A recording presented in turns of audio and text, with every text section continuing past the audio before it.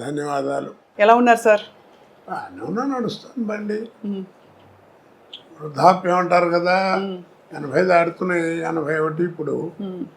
మరి ఏదో కాళ్ళు నొప్పులు కళ్ళు నొప్పులు ఏదో అంటుండేవారు కదా, అంటాయి కదా, అది తప్పవు. మా నాన్నగారు డాక్టర్ గారు, ఆయన అదే కంకిపాడు. అయితే మా నాన్నగారు దగ్గరికి ఎవరన్నా వస్తే నీకు ఎన్నేళ్ళు రానేవాడు. 50, 60 వస్తుందండి అని నాయని చెప్పారు అనుకో, నీకు వైద్యం ఏ వైద్యం ఏ వ్యాధికైనా చేయొచ్చు, కానీ నువ్వు రెండుతో జాగ్రత్తగా ఉండరా అనేవాడు. ఏమిటరా అంటే ఒకటి కళ్ళు, 2 కాళ్ళు, ఆ 2 జాగ్రత్తగా ఉంటే నీ పని నువ్వు చేసుకోవచ్చు అని, ఎవరి మీద ఆధారపడకుండా. అవును, అది అలాగా. మీ డైలాగ్ ఒకటి ఎప్పుడు వెంటాడుతుంటుంది సార్, జిస్కే పాస్ పవర్ హోతే హై ఉస్కా రైట్ బి రాంగ్ బి రైట్ హోతా హై. గుర్తుందా సార్ ఈ డైలాగ్? ఏ సినిమాలో? సర్కార్. అది అమితాబ్ బచ్చన్ గారు ఎలాంటి ఆర్టిస్టు, ఎంత గొప్పవాడో మీ అందరికీ తెలిసిన విషయం. నేను చెబితే ఎగతాళిగా కూడా ఉంటుంది. అలాంటి ఆయనతో యాక్ట్ చేయడం అనేది సహజంగా ఎవరికైనా అదృష్టమే. అయితే ఫస్ట్ డైలాగు రామ్ గోపాల్ వర్మ గారు ఆయన ముఖం మీద ముఖం పెట్టి డైలాగ్ చెప్పి క్లోజ్ పెట్టారు. సరే నేను డైలాగ్ కడక్కని చేపించాను, సింగిల్ టేక్ ఓకే అయిపోయింది. రాముజీ అన్నాడు ఆయన, అమిత్జీ అంటూ వచ్చాడు ఆయన. Perfect selection for this character sir, are you from stage అన్నాడు నన్ను.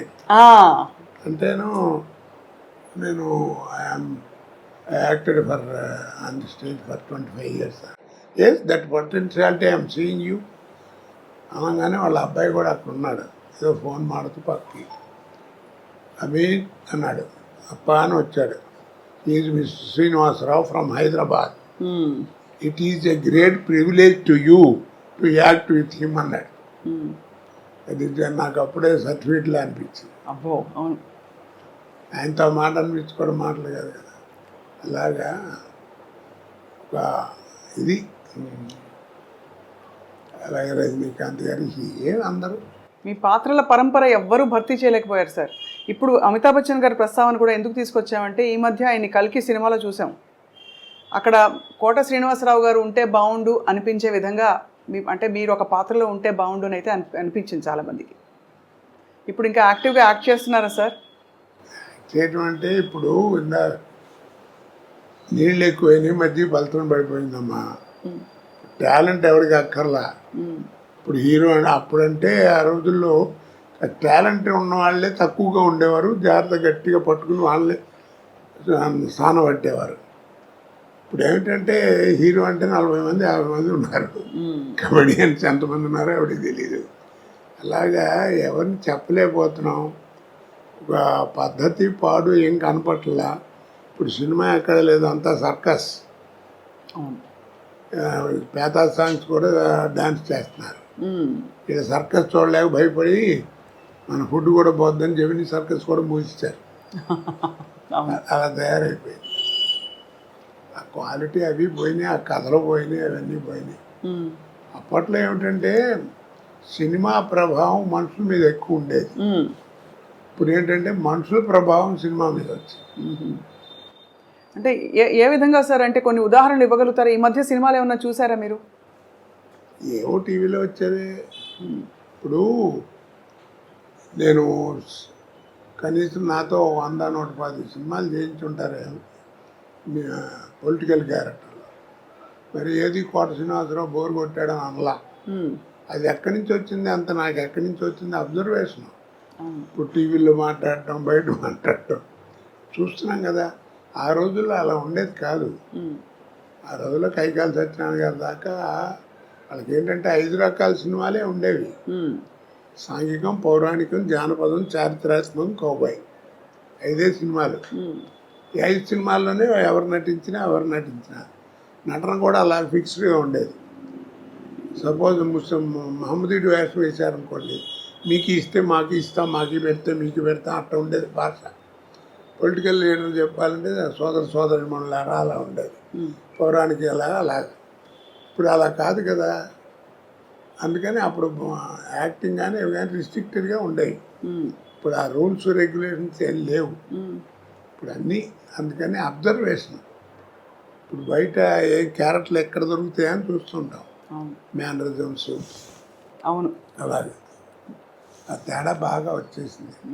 తర్వాత ఇప్పుడు ఏంటంటే సినిమా తీసేవాడికే క్వాలిఫికేషన్ లేదు, డబ్బు ప్రాధాన్యం. కానీ చాలా భారీ భారీ సినిమాలు వస్తున్నాయి కదా సార్. సినిమా ఇప్పుడు నువ్వు సినిమా చూడటానికి వెళ్ళావు, 10 రూపాయలు టికెట్ 200 పెట్టుకుని, నీకు కావాల్సింది ఏంటి? ఎంతలో సినిమా తీశారన్నా సినిమా ఎలా ఉందని ఆలోచిస్తాను, అంతే కదా. అంతే. చూసిన తర్వాత బాగుంటే అరే బాగా ఖర్చు కూడా పెట్టారా, మంచి మంచి సీన్స్ ఉన్నాయి అని అప్పుడు చెప్పుకుంటావు. అంతేగాని సినిమా బాగాలేదనుకో నెగిటివ్గా చెబుతారు. ఎందుకు బోళ్ళు ఖర్చు పెట్టారు, నువ్వు అడ్వర్టైజ్మెంట్ చేస్తే వచ్చాం, ఖర్చు ఏం కనపడుతుంది తప్ప ఏం కనపడతలేదు సినిమాలో అంటారు. అలా ఉంటుంది. మరి మొత్తం మీద సార్ అంత బిజీ నటనా జీవితం నుంచి మీరు రంగస్థలంతో పాటు మీకు రేడియో అనుభవం ఉంది, అన్ని పాత్రలు వేసిన తర్వాత ఇప్పుడు మీకు నటనకి దూరంగా ఉండడం అన్నది కొంత బాధ కలిగిస్తుందా, లేక హాయిగా జీవితం ఇలా బాగుందనిపిస్తుందా? ఇప్పుడు బాధ కదండి, అంటే తోచదు. ఫస్ట్ పాయింట్, రోజు 100-150 మంది మధ్యలో యాక్ట్ చేయడం కదా. ఇప్పుడు ఏంటంటే ఒంటరిగా ఇంటి దగ్గర కూర్చోవడం, నేను మా ఆవిడే లేకపోతే మా కోడలు మా మనవాళ్ళు ఏదైనా కాలేజీ నుంచి వస్తే వాళ్ళతో ఒక 5 నిమిషాలు మాట్లాడటం. పుట్టేప్పుడు అంతా ఇట్లా కూర్చోవడమే కదా. ఇక్కడో ఆ ఇంట్లోనో లేకపోతే ఎక్కడో అక్కడ ఫోటోలు చూసుకుంటే అవి చూసుకుంటే అంతే. ఇక బోర్ కాదు, పిచ్చెక్కిపోతుంది. అంటే నాకు అప్పుడప్పుడు అనిపిస్తుంది, నేను జీవితంలో 2 బాగా కోల్పోయాను. నాకు మళ్ళీ బిజీ అయిన వాడు ఎవరైనా అంతే.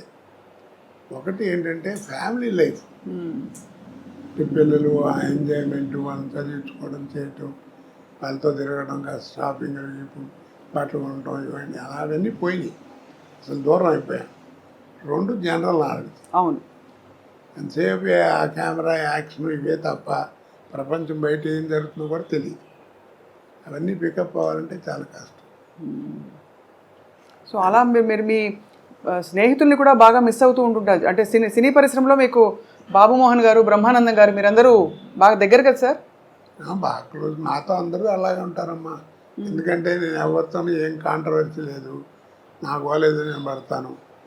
అందరూ అంటారు ఏదో అని, అందరూ కావాలని కూర్చొని కామెడీ చెప్పించుకుంటారు. సినిమాల మీద జోకులు చెప్తామంటే వాళ్ళు చెప్పించుకుంటారు. అందుకనే 40 సంవత్సరాలు బతకగలిగాయి. లేకపోతే కాంట్రవర్సీ అయితే ఎప్పుడు పంపించేవారు. ఏదో ఒకటి గురించి అనడానికి ఏముంది, అనాలంటే బోళ్ళు అనొచ్చు. నిజమే కదా సార్, అంతే. అంటే కానీ మీకు అనే అర్హత కూడా ఉంది ఒకవేళ. ఏదో అర్హత, ఎందుకంటే మీరు మీ స్వానుభవాలే కదా. మీరు 25 ఏళ్ళు రంగస్థల అనుభవం ఉందంటే అది తీసిపారలేని విషయం. ఆ రోజుల్లో మాండలికాలు ఇవన్నీ నేర్చుకోవటం అంటే తమాషానా. టీవీ వస్తుందని ఎవరు అనుకున్నారు కదా. నాటకాలు మొట్టమొదట అసలు రేడియో లేని మనం లేవు. అవును, అసలు రేడియో దగ్గర ఏంటంటే వాయిస్ని ఎలా ఉపయోగించుకోవాలి, మైక్ని ఎలా వాడుకోవాలి, ఎక్కడ ఒత్తు, ఎక్కడ కామా, ఎక్కడ ఫుల్ స్టాప్, ఇవన్నీ నేర్చుకుంది రేడియో దగ్గరే కదా. అవును, భాష.